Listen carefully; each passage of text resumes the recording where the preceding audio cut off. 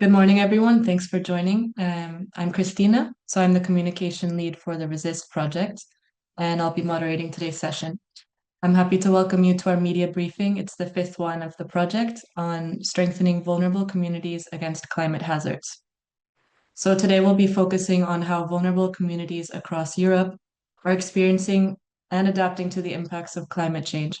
And as we know, they're usually among the most impacted, and it's through compounded social, economic, and environmental challenges. So Resist 12 regions are working directly with these communities to shape adaptation solutions that are inclusive and locally grounded. And in this session, it's also an opportunity for journalists to explore how these regional efforts are contributing to the broader climate adaptation landscape, and the essential role that media can play in amplifying these messages. So I'd also like to share some housekeeping notes before we begin. As you can see, the session's being recorded and it will be available afterward on Resist YouTube channel and on our website for wider sharing. In case someone missed it, you can share it or watch it back again. And then we also ask that you please submit your questions to the chat. This can be throughout the presentation, so you don't have to wait until the end. You can just share it there. We also ask that you indicate which speaker you're addressing, or of course, you're welcome to address the whole panel. It can be more of an open discussion. And all of the questions will be addressed at the end, so we have a dedicated Q&A segment for about 15 minutes. And what you can expect for today, first we'll be hearing from Terry Karampini, expert on mission on adaptation development content from the European Environment Agency. She'll be discussing the concept of just resilience in climate adaptation policies in Europe. Next, we'll hear from Resist partners Maria Cifre and Irra Rodríguez from the Open University of Catalonia. They'll provide an in-depth look at citizen participation in making climate change adaptation more fair and inclusive. And this is specifically based in the city of Terrassa, which is located in Catalonia. It's one of Resist's leading demonstration regions. And finally, before we wrap up with a Q&A, we'll hear from Resist project coordinator Vilija. She will close by providing an overview of how today's topic fits more into the larger picture of the Resist project. Okay, so thanks again for joining, and let's go ahead and get started. So Terry, the floor is yours. Good morning, everyone, and special thanks to Resist for inviting us here today to take part in this media briefing on just resilience and on strengthening vulnerable communities against climate hazards.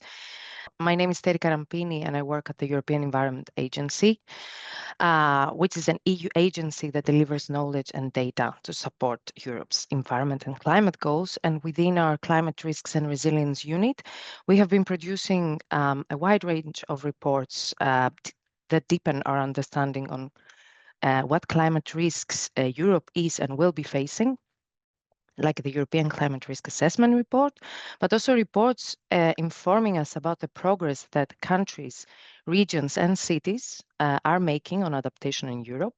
EEA is also, and I personally, playing a role in the EU initiative Mission on Adaptation to Climate Change, which I'm sure the Resist colleagues are quite familiar with. We are supporting regions and local authorities across the EU with data and tools and knowledge on planning and implementation of adaptation. And finally, our work also provides some more thematic lens on key topics such as health, but also just resilience, which is the topic of our discussion today. And it's a crucial aspect in achieving Europe's climate objectives. So today I would like to highlight some of the key findings from our latest report on social fairness in preparing for climate change, and specifically focusing on how just resilience can benefit communities across Europe. Next slide, please. So why we developed this resource? Based on observations like recent reports and policy documents, all these policy documents highlight an urgent need to strengthen Europe's resilience, but to do so without leaving anyone behind. We also observed that while there has been progress on justice when it comes to policymaking and planning, justice on implementation still lags behind. And we also observed that there's a clear need for more concrete guidance on how to ensure that that adaptation efforts are just and inclusive. So next slide.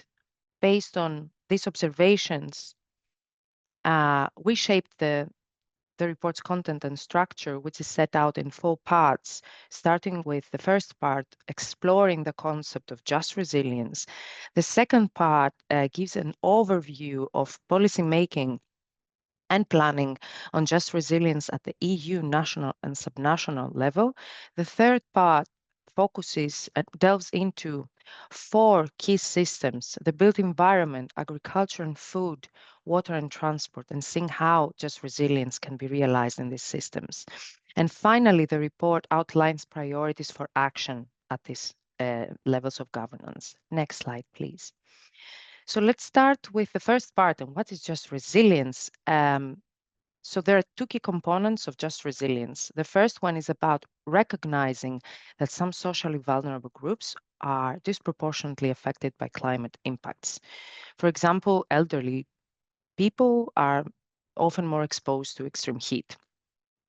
The second part, which is actually the focus of the report, is that if you can, thank you so much. Which is the focus of this report, is that adaptation responses themselves may worsen existing inequalities if they don't ensure that everyone benefits fairly, if they are not designed with justice in mind. So leaving no one behind means designing adaptation measures so that the most vulnerable are benefited and they are not unduly burdened. So next slide, please. Let's look at what is happening at the EU level and the policy landscape there. And we can see progress. In the recent years, many policy documents have placed justice a stronger emphasis.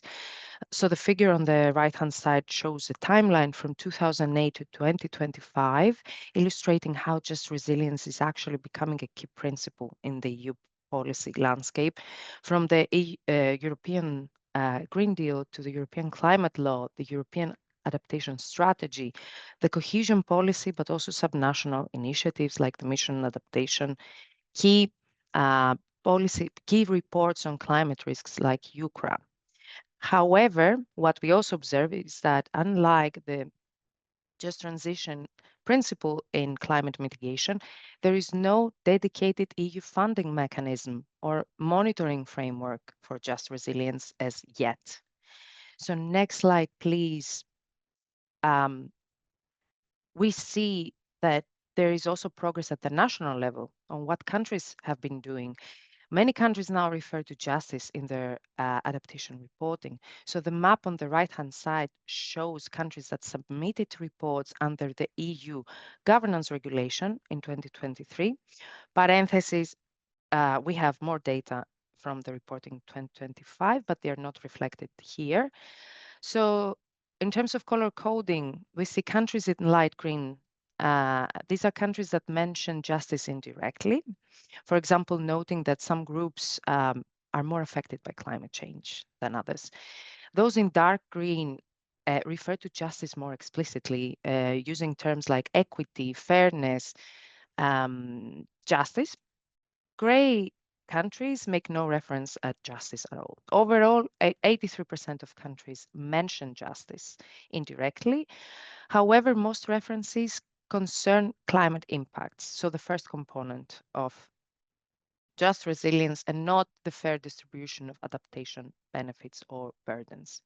Finally, there is limited attention to involving vulnerable groups. Next slide, please.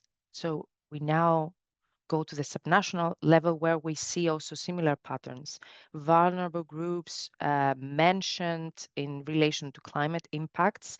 So the first component of just resilience, rather than in adaptation responses to these impacts, and even less in monitoring and evaluating processes. Elderly people and children are the groups most frequently identified as socially vulnerable. However, only 4% of plans mentioned directly involving these groups in planning processes, and just 3% of adaptation plans include explicit justice-related goals. Next slide, please. And at this point, I'd like to take a small break from the report and to put on my mission and adaptation hat and share a few insights from our recent 2024 mission signatory reporting based on inputs from 59 authorities. The key message here is that we see similar patterns as the previous slides. We see that stakeholder and citizen engagement is strong because we are talking about subnational authorities. However, equity and inclusion of vulnerable groups still needs more attention. Climate risk assessments identify vulnerable groups and pay attention specifically to the elderly and children, but also outdoor workers and people with underlying conditions. And there is a clear gap between recognizing these vulnerabilities and engaging these groups meaningfully in the planning processes. Finally, there is no data analysis from our side on justice in adaptation responses or implementation. So next slide, please. Let's delve into the third part of the report, focusing on the 4 key systems: the built environment, agriculture and food, water and transport. These are chosen based on their relevance, but also on data availability. For each one of them, we explore how injustices manifest in these systems, how adaptation responses have the potential to reinforce them, and what can be done to reverse that, drawing on a wide range of examples and case studies that illustrate how just approaches can strengthen climate resilience. Next slide, please. On the left hand side, you can see the 5 types of adaptation measures as categorized anyway by the EA classification. The dots show how many measures we analyzed across the 4 systems. And a clear finding that can be picked out is that justice considerations are most frequently found in the built environment, while they are less visible in the other systems. Next slide, please. So today I will focus on three examples coming from the built environment, water, and transport to show the kind of guidance that this report offers. So next slide, please. Tailored to policymakers, for example, looking into making homes more energy efficient, more climate resilient, while also ensuring that the most vulnerable benefit. There is some guidance in our report. A key justice that was identified in the report specifically on the residential sector lies in old, inefficient homes, often occupied by low-income households who lack the means to adapt to extreme weather or improve energy efficiency. Evidence also shows that financial measures like subsidies that can support these groups can often miss their target, specifically on the lower income groups, but also on tenants that are quite vulnerable. And so they should be designed with justice in mind. A good example comes from Germany's Include project, where cities offer targeted subsidies for tenants at risk of energy poverty or already experiencing energy poverty. And this is coupled with tailored outreach campaigns to make sure that they are aware of this initiative. Next slide, please. And the next example focuses on the water system, and it could be relevant to policymakers seeking to reduce water consumption while also safeguarding the right to access to safe drinking water. We highlight the potential injustice in tiered water pricing, which is one of the adaptation measures that we examine, where basically water costs rise with higher use. And one key issue that we identify here is that consumption is often measured at the household level without considering the size of the household. And that means that, for example, a family with 5 or 6 members or could end up paying a higher tariff for water that is essential for their daily living. An inspiring example that addresses this potential injustices comes from Dunkirk in France, where their so-called eco-social tariff, water tariff, guarantees an affordable basic water allowance for everyone while also encouraging water conservation.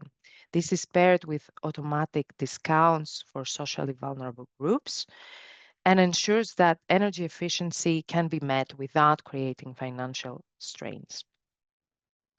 Next slide, please. And the next example comes from the transport sector.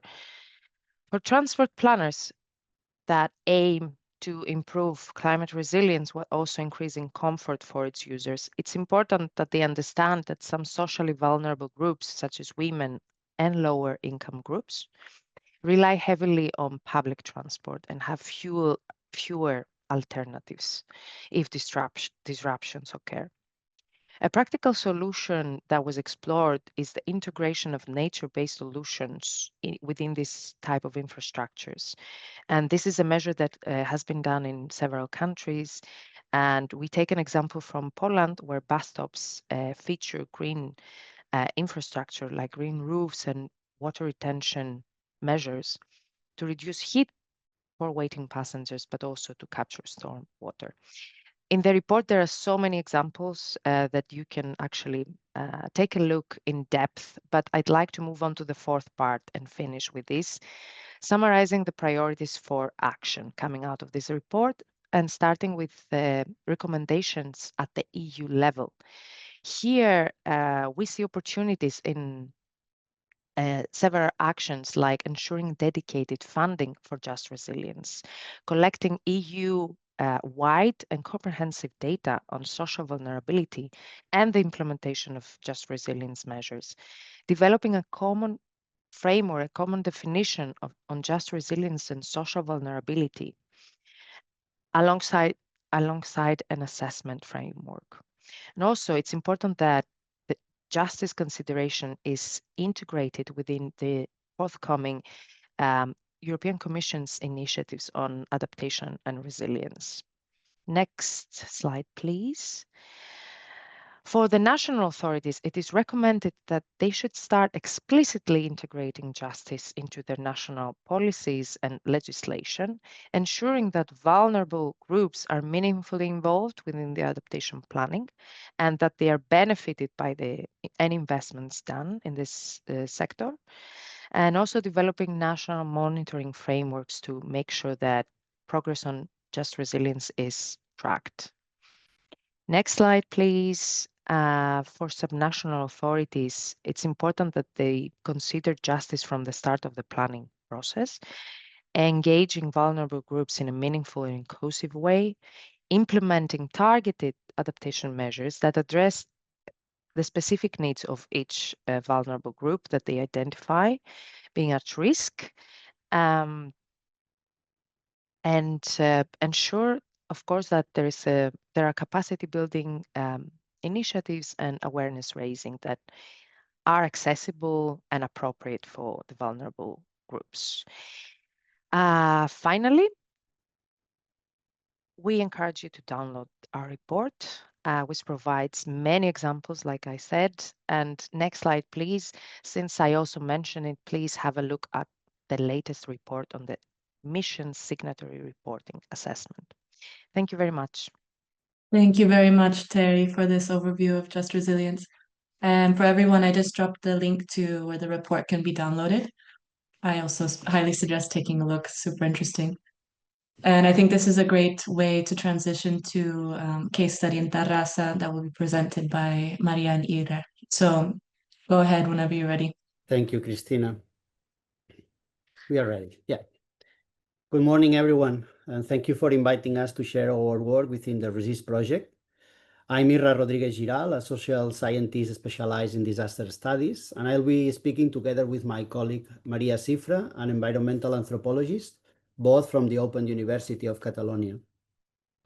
In RESIST, as Cristina explained, our work takes place in Catalonia, one of the European regions participating in the project. We lead the social research component, working closely with scientists and engineers from other universities, civil protection agencies, municipalities, and climate-exposed communities.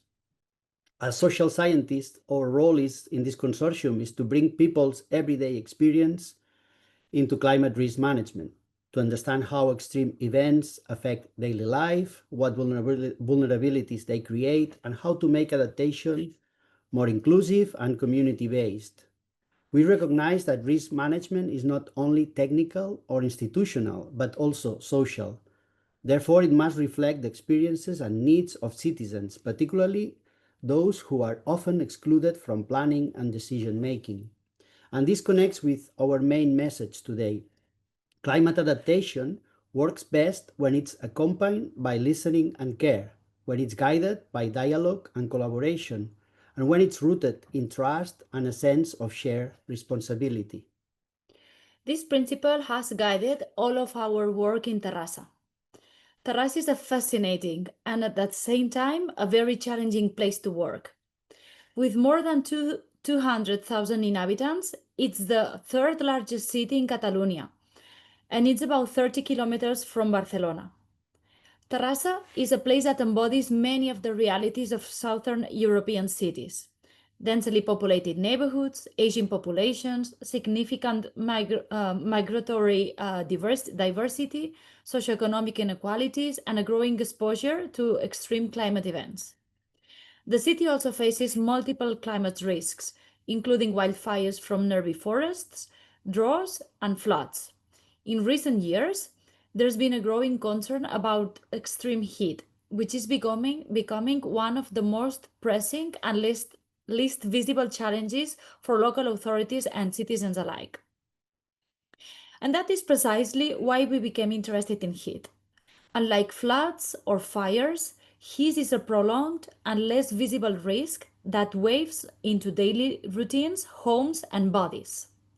By focusing on heat, we have sought to explore these everyday experiences, how people cope with rising temperatures, how they adapt, the strategies they devise, and the social inequalities these experiences reveal. Methodologically, we placed dialogue at the center. We went into neighborhoods and approached the people who tend to suffer the most from the impacts of extreme heat. We created a diverse range of spaces for listening and conversation, from informal chat in the street and semi-structured interviews to focus groups, workshops, and a final public dialogue. In total, over 150 people participated in this process. Building trust was a guiding principle throughout our process. By bringing together diverse knowledge and experiences, we also helped connect neighbors and community organizations with municipal services around climate risks. Another key pillar for us was inclusivity. We paid special attention to bringing in a diversity of voices, especially those that are often hardest to reach, like migrant women with fewer social connections and people experiencing homelessness. Our methodology followed an accumulative logic. To understand how people perceive, experience, and cope with heat, we began with ethnographic fieldwork, focusing on neighborhoods with higher vulnerability and communities at risk of exclusion, older adults, migrants, families under financial stress, and young people. From studying this everyday experience of heat, 4 central topics emerged: climate shelters, shade in public spaces, citizen participation in climate adaptation, and inclusive risk communication. To explore these topics in more depth, we organized a series of dialogue tables with citizens and community initiatives. At the same time, we sought to gain a deeper understanding of the local public administration's perspective, especially how heat risk is managed, the challenges they face, and their priorities for the future. For this, we conducted interviews with municipal services involved in heat management, including civil protection, social services, and managers of public facilities and energy poverty programs. Once we had these different diagnoses from the residents, the community actors, and local institutions, we created a space where they could all meet, the public dialogue held in May. There, we initiated a horizontal conversation to gather not only opinions, but also situated knowledge, concrete proposals, and ideas for collaboration, helping to start building a shared agenda for how terraza can be better adapted to extreme heat. Through our work with citizens, we've learned several important lessons. I'll highlight 5 of them. First, heat is no longer seen as an isolated emergency. People describe it as a long, slow, and persistent risk, one that reshapes daily and even nightly life and demands new forms of prevention. Second, not everyone is affected in the same way. Older people living alone, outdoor workers, children, and those in energy poverty face unequal exposure. This inequality was very visible in our dialogues. Third, the urban environment matters enormously. Streets and squares without shade can become a huge problem. But cities can also play a part in the solution by adding more trees, water points, or better designed public spaces. Fourth, climate shelters emerge as a central topic. Citizens recognize their importance, but they also question how they work. They want them to be more visible, more accessible, and socially alive. Not just cool spaces, but places to rest, to connect, and feel safe. People also pointed out a clear paradox. Many shelters close in August, the hottest and hardest month for those who can leave the city. In other words, those who need the most support often get the least. And fifth, we observe that communication is a significant challenge. Not everyone receives information about heat risks or other climate risks. So participants suggested using diverse channels, from posters and bus stop screens to community meetings, and making communication more inclusive, more sensitive to language, age, and cognitive diversity. But what we really found is that heat management is not just about message or alerts. It's about trust, relationships, and inclusion, and about recognizing that citizens want to take an active role in adaptation, not just to be informed. That's why strengthening community fabrics is essential for any inclusive adaptation strategy. Libraries, senior centers, neighborhood associations, all of these actors play a crucial role. They are crucial to build social infrastructures, places where people find information, support, and companionship, and where trust and resilience are built every day. From the interviews with municipal services, we have 5 more lessons learned. We observed that the diagnoses often mirror those of citizens. Local staff are well aware of the growing impact of heat, the need to reach vulnerable groups, and the importance of working more closely with communities. Like citizens, they recognize that heat is not only a technical issue but a social one, which requires planning, coordination across departments, and new forms of collaboration. At the same time, these interviews added important nuances to the picture. They revealed constraints faced by local administrations, limited staff and budgets, and difficulties prioritizing actions in the most heat-vulnerable neighborhoods. Reaching certain groups remained a key challenge, including isolated older people, newcomers, young people, and those without strong social networks. Staff also mentioned gaps in infrastructure, such as the lack of air conditioning in key facilities and the closure of libraries and community centers on summer weekends and in August, precisely when heat is the hardest to bear. The final public dialogue served as a space to bring together these different perspectives, citizens' experience and concerns, and the institutional challenges and initiatives already underway. It helped to build trust and to reinforce the importance of a dialogical and participatory approach to climate adaptation. During that meeting, participants shared their views and ongoing efforts, including awareness campaigns, tree planting initiatives, temporary shade structures, and water management initiatives. But most importantly, they started to think together and to build a common ground from which shared agenda could emerge. 2 main topics stood out from this collective discussion: The first was the idea of reimagining whole neighborhoods as shelters, as networks of safe, cool, and welcoming spaces. To advance this, participants proposed the co-creation of community heat maps to identify and connect these spaces. The second proposal was the creation of a mixed working group on climate shelters, bringing together citizens, municipal services, and civil protection to collectively update and improve the design of these important spaces. In summary, this year of work has shown us something very clear. Proximity, listening, and trust are essential for fair and democratic climate adaptation.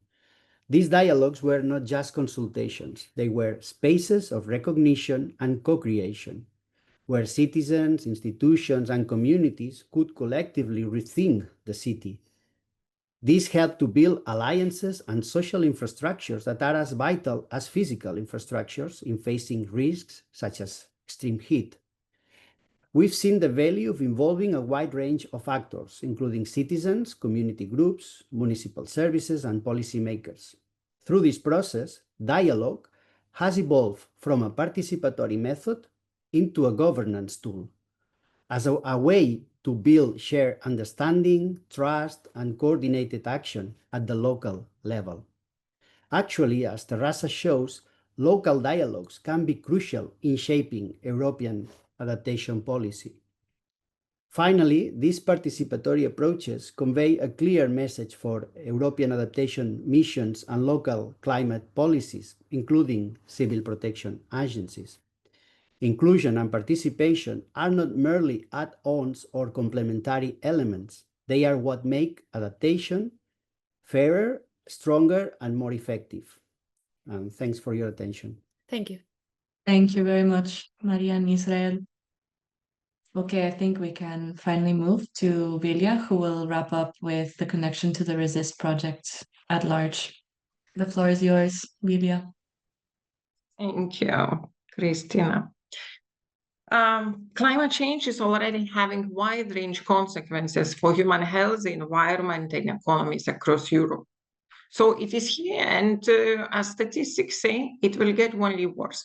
But let me start sharing a personal story. I have been strongly affected by a flood on 4th October in 2015 in French Riviera. This was almost exactly a decade ago. See excerpts from the newspapers. It was described as apocalyptic scenes and violent storms. Just a week before this devastating flood occurred, I moved into a little apartment on the ground floor in a small city called Juan-les-Pins near the coastline of French Riviera. Luckily, on 4th October is my daughter's birthday, so I was out of the country celebrating it. Then the next day, I received a phone call that I had nowhere to return. See the pictures of my apartment. Overnight, I have lost all belongings because the water level in the flat raised above 1 meter. My bed was covered in water and mud. The fridge was gone. I have left one pair of shoes to wear. Actually, this was very stressful. I quite admit it. But then, when making various declarations about lost items, I met many people around.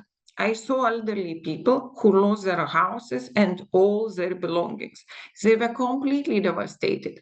And actually, it touched me so deeply because it would be so difficult for them to restore their lives and build new memories. So suddenly, my little loss looked quite meaningless. In addition, I received a lot of help from people around, from my employer, insurance companies, who repaid all my items without any question. So it was a decade ago. However, since then, the scenery has dramatically changed. The climate hazards have happened more frequently. They are more severe, while the governments have far less resources to cope with the situation, including help provided to the most vulnerable population members. The next slide, Christina.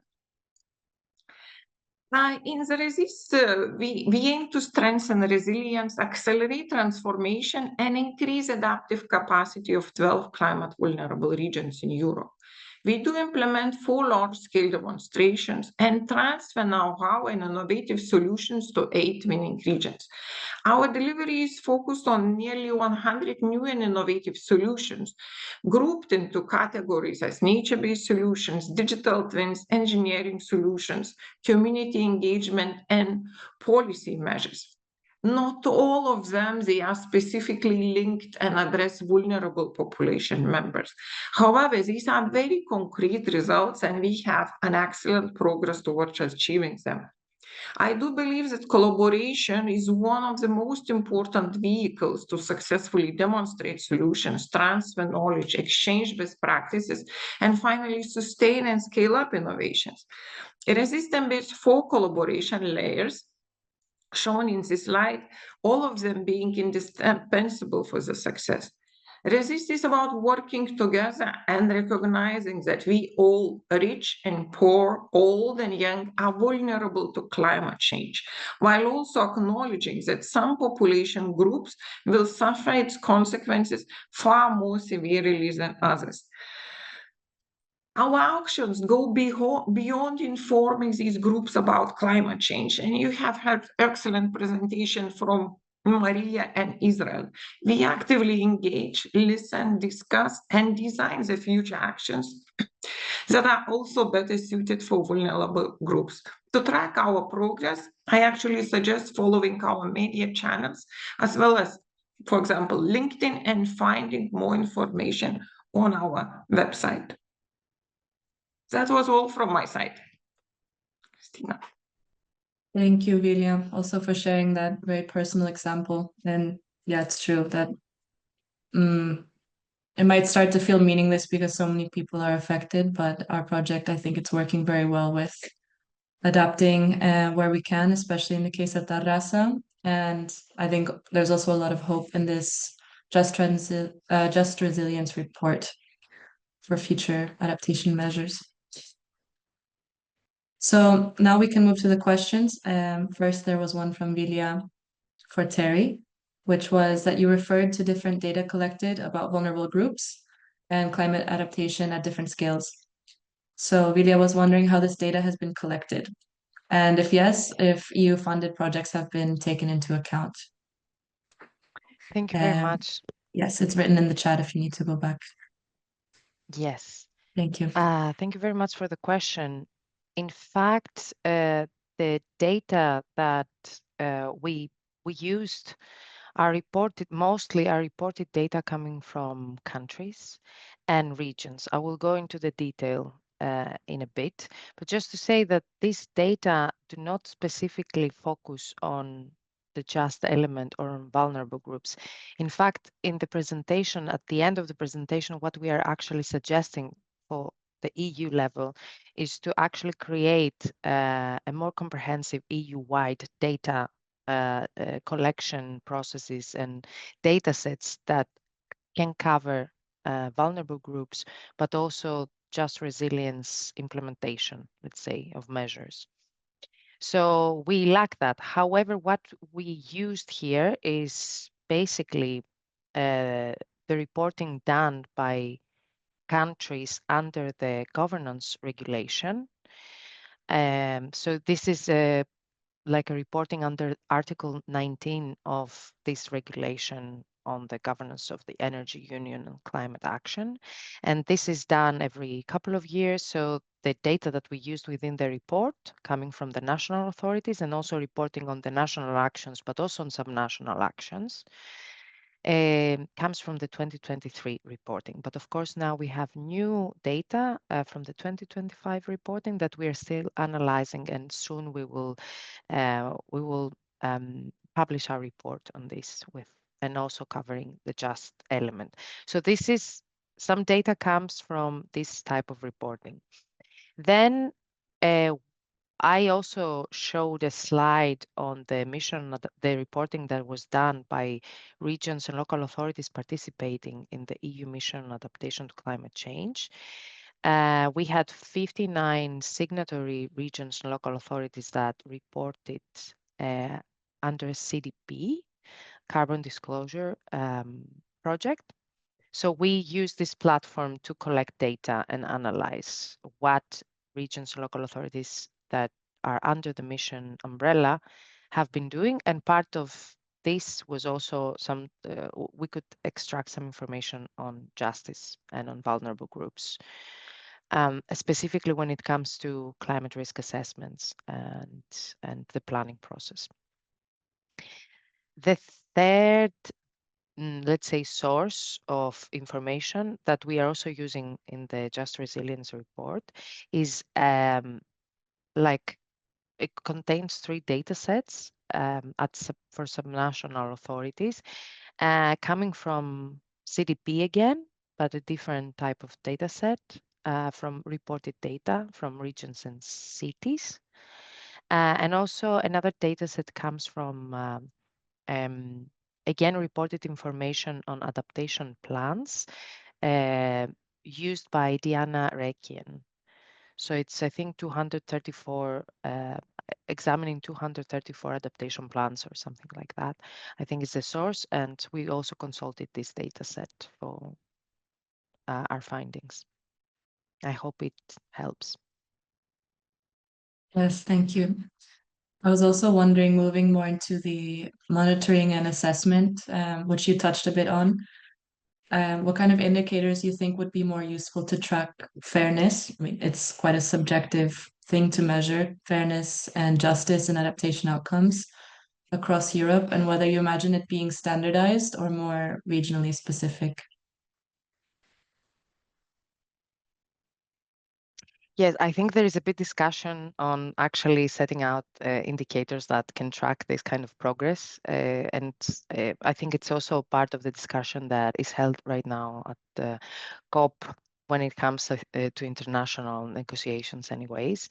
What I would say is that one of the key outcomes from the report is exactly that is tailored specifically to national authorities, is exactly to create a standardized approach that could also be used at subnational level, and taking into account the identification of vulnerable groups that are done during the in the beginning of the planning process, and also trying to understand the specific needs that these groups have in order to track progress. And also at the European level, another suggestion that comes out of the report is to standardize, the definition of just resilience and how we track progress. So there is a standardized, let's say, way to do that at the European level that then is translated to the national level.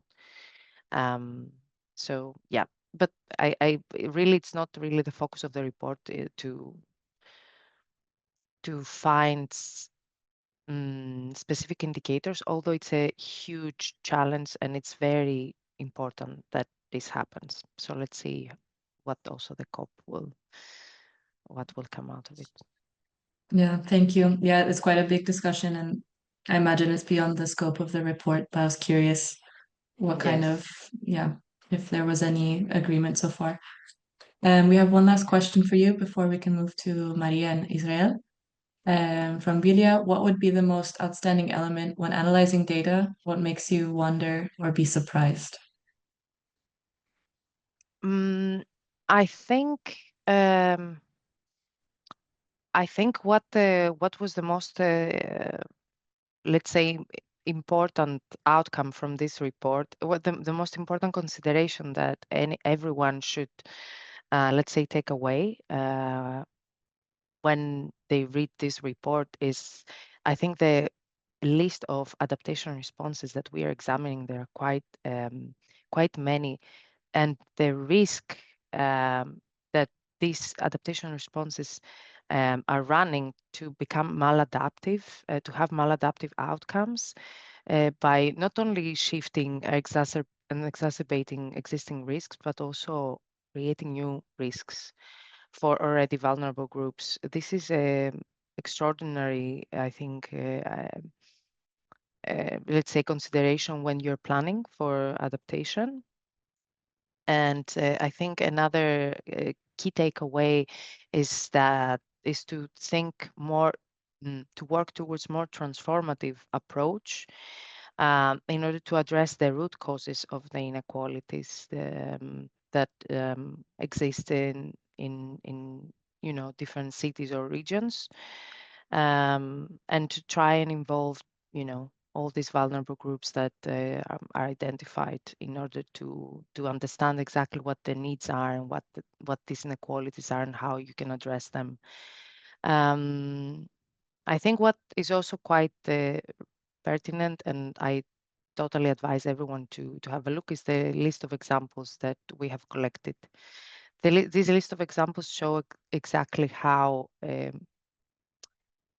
potential injustices within adaptation measures can be tackled and addressed.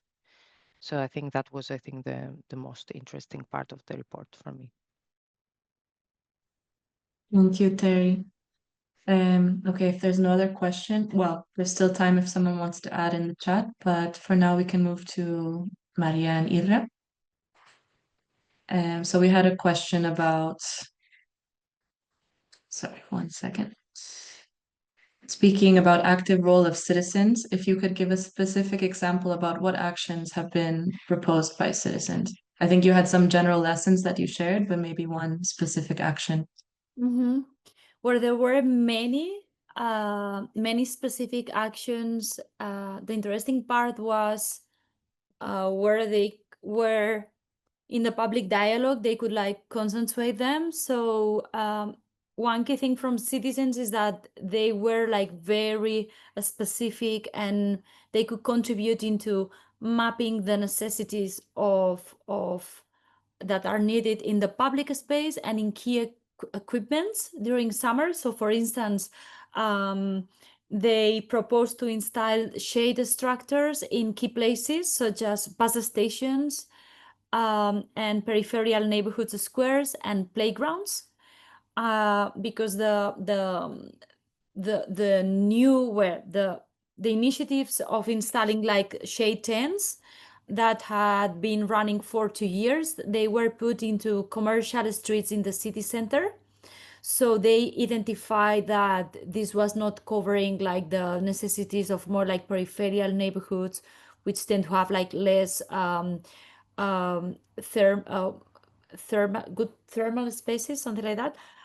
They also proposed to create shade routes to get to key facilities such as health centers or even the climate shelters like libraries.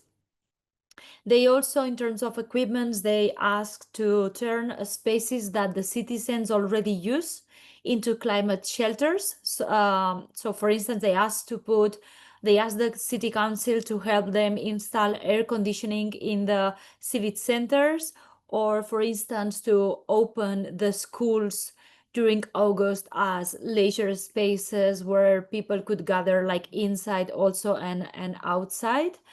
And they also propose, like, we have like a list of uses to diversify the range of uses that libraries provide.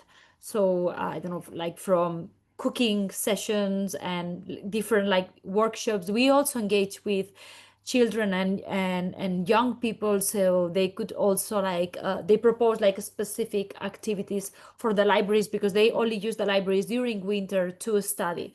So they were proposing specific activities so that the libraries could also be relevant to them when the school is closed.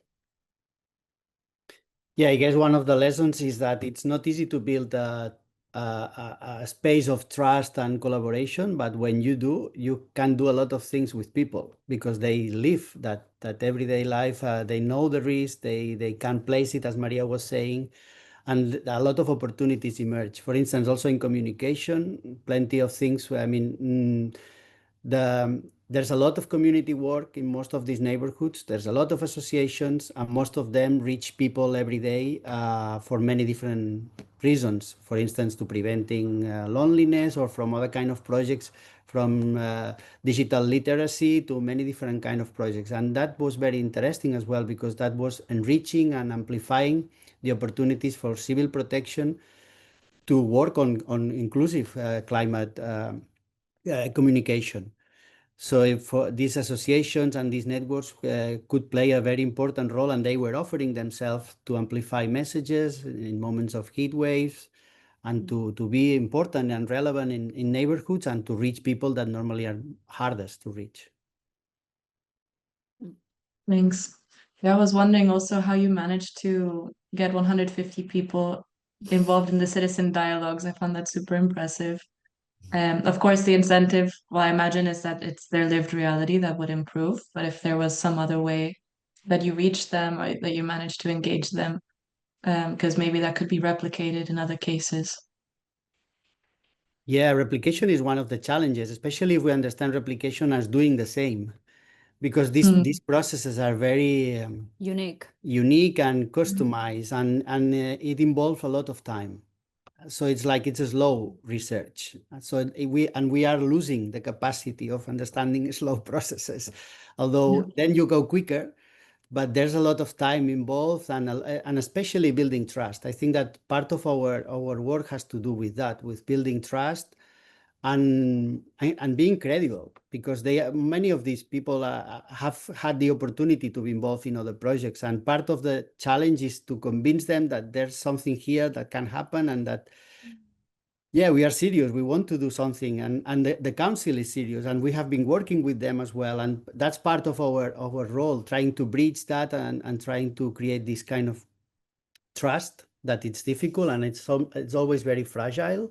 And we insist on that, and we talk a lot with municipalities as well, that it's like, okay, it's what we have. If we don't have this credibility and this trust, nothing will happen. And of course, we don't work for nothing to happen. So it's like, we try to be very, very consistent with that, and yeah, but it's not easy.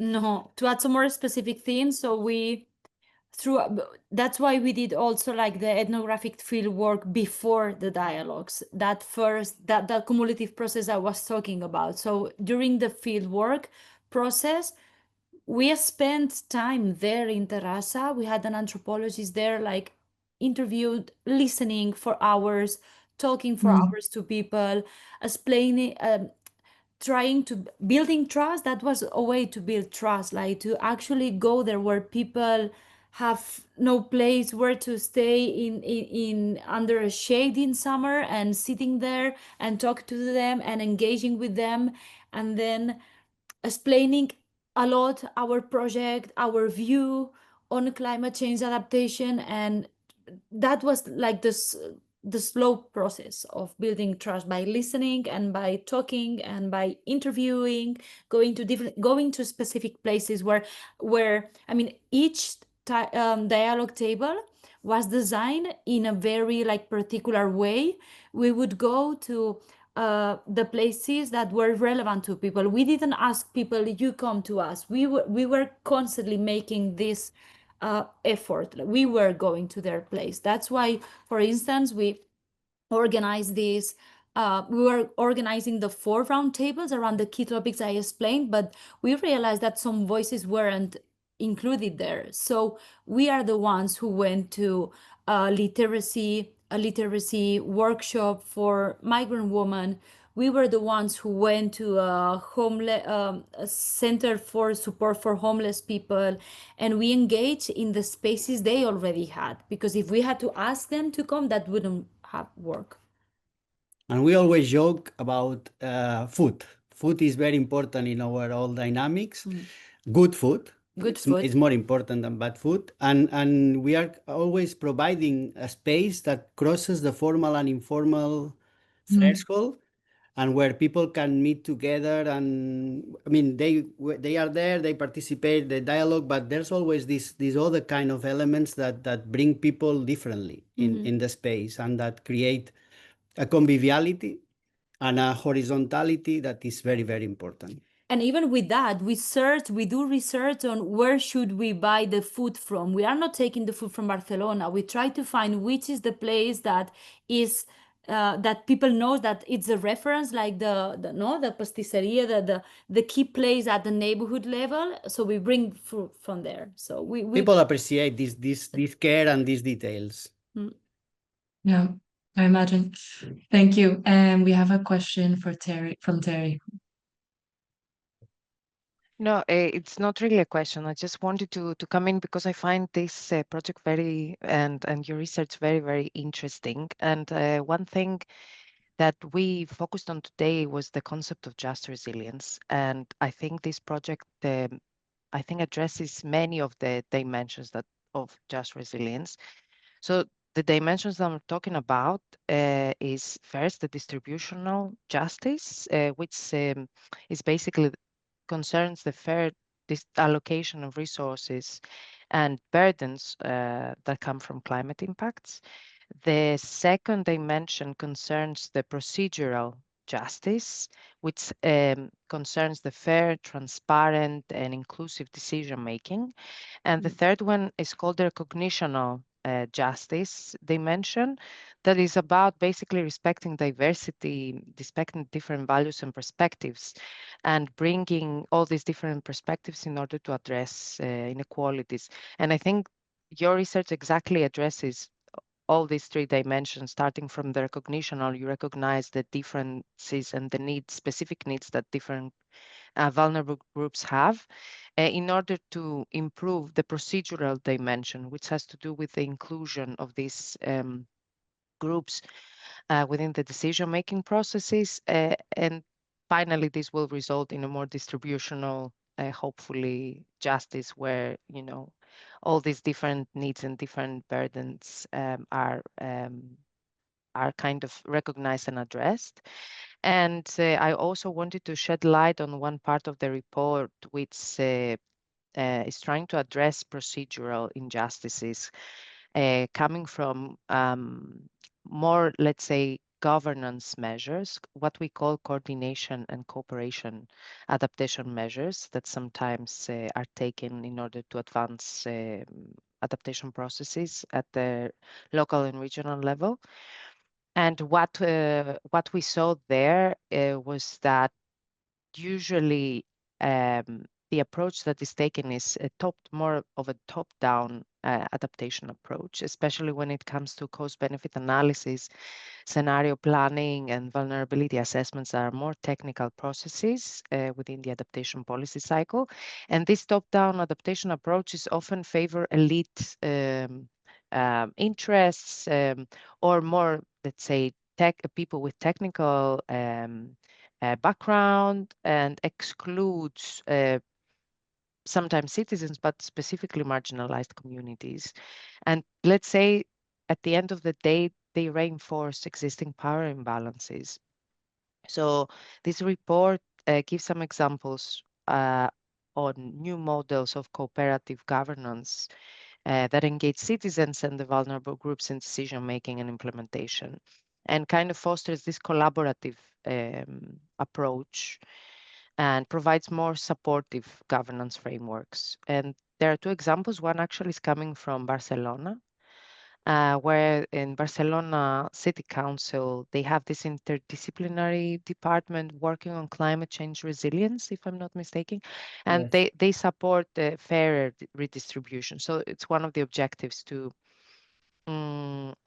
reach a more fairer redistribution of benefits of climate resilient infrastructure and ensure a more meaningful engagement of citizens and more participatory, let's say, processes.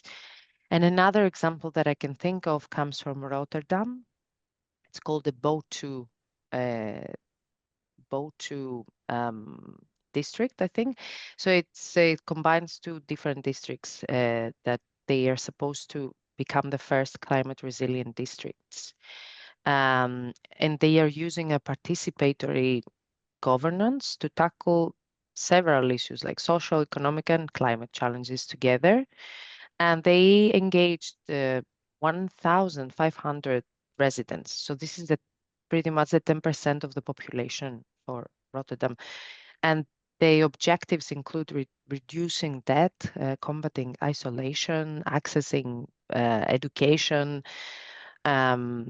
So they are trying to address, let's say, the root causes of the inequalities, as well as advancing adaptation objectives. So I think this is this can complement also what you're doing and can add to the very important work that you have been doing. But yeah, thanks so much. No, thanks to you, yeah, for all these links and connections. Thank you. Thank you, everyone. Just to wrap up, this can be an open question. How do you think that journalists and media outlets can support, since the framing is a media briefing, and moving us towards a more just and fair transition based on what we were discussing today? If anyone wants to jump in on that one. Well, I would say that we've been learning a lot from the work that journalists do when there is a disaster. They are the first one, some of the first ones who get there and report, and they collect these testimonies, these witnesses, and they like they not just like collect like key data of what happened and what worked, what didn't work, and this they give you like this. Journalists can provide like this framework, but also the focus on life histories during disasters and after, and no, that's for us. We've learned a lot. We have our own archive, and that's key data for us when thinking about disasters that just happened. Yeah. Yeah, I just would complement that there's a lot of, I mean, normally when we talk about climate change, we talk a lot about data, which is very important. And we create a narrative about data and about representativity and things like that, which is very important. But stories and are also very important. They reach a lot of people. And in our research is about stories. It's about people that live a specific trajectories, specific profiles. It's not just older people or children. It's that older people or person that has also problems of poverty and different kind of dimensions that multiply that discrimination. And somehow it's a profile that speaks about different things. And this idea, the power of these narratives, of these stories, is crucial also to provide a more diversified, also more rich account of where is the problem in most of the cases. Yeah, as researchers, we are very thankful for the work that journalists many times do, like in these circumstances. We are working here, so the other ones who are there, and yeah, it's good to build these connections also between us. Definitely. Terry, if you have any thoughts on how media can get involved and support. No, I totally agree with the aforementioned. I think we learn a lot from the reports that journalists do when they report on, disasters and things like that. But also, it's generally about awareness raising. So they can raise exactly awareness and shed light on these potential injustices that might come out of adaptation responses. So that could also be a way to support. Well, now that we're over time, I would just like to thank everyone for joining and sharing your insights, personal stories, and quite inspiring case study. And yes, we hope to see you for the next media briefing. We have 2 every year, and every time we choose a new angle, specifically featuring some external voices and also from within the Resist project. So different innovations or tools that we use every time. And if you have any questions to follow up, you can get in contact with me. I put my email in the chat. And you can follow our channels, as Vilija mentioned, for all of the updates from the project. We have videos coming out. Specifically now we have one on Catalonia that was from this week. So you can see more about the innovations there. So thank you, everyone, and have a great day. Thanks, Christina, for sharing. Thank you. Thank you so much.